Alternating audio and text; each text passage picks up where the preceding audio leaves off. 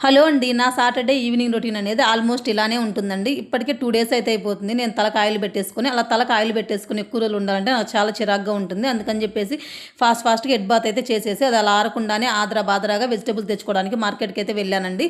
మనం ఒక కూతురు పొజిషన్ నుంచి ఒక మదర్ పొజిషన్‌కి వచ్చినప్పుడే తెలుస్తుంది కదా! మనకు ఆ రెస్పాన్సిబిలిటీస్ అవన్నీ అనేది మన గురించి మనం కేరింగ్ తీసుకోవడం అనేది చాలా తగ్గిపోతుందండి. చాలా అంటే అసలు 90% తగ్గిపోతూ ఉంటుంది.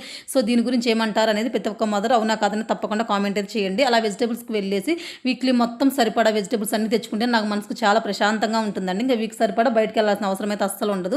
అవి తెచ్చుకోవడం ఎంత పనో దానికంటే మనం ఎక్కడెక్కడ కంటైనర్‌లో స్టోర్ చేసి సర్దుకోవడం అనేది ఫ్రిడ్జ్‌లో అనేది అంతకంటే పెద్ద పనండి. ఇంక తెచ్చిన తర్వాత ఫస్ట్ వచ్చేసి టైం అయిపోతుంది అని చెప్పేసి ఫస్ట్ కర్రీ ప్రిపేర్ చేద్దామని చెప్పేసి మునక్కాయల కర్రీ అయితే చేద్దాం అనుకున్నాను. అవి మునక్కాయలు కట్ చేసేసుకొని ఫస్ట్ అన్నం కర్రీ అయితే పొయ్యి మీద పెట్టేసి ఇంక ఈలోపు అయితే ఇవన్నీ సర్దుకుంటూ ఉన్నానండి. ఇలా గ్రీన్ లీఫ్ వెజిటబుల్స్, కరివేపాకు, కొత్తిమీర ఇవన్నీ వేటికి వేటి సపరేట్‌గా సర్ది పెట్టుకోవడానికి నాకు 1 అవర్ టైం అయితే పడుతుంది. నేను వీటిని వాష్ చేసి అయితే పెట్టుకోనండి. క్లీన్ అంటే కుక్ చేసేటప్పుడు అప్పటికప్పుడైతే వాష్ చేసుకుంటాను.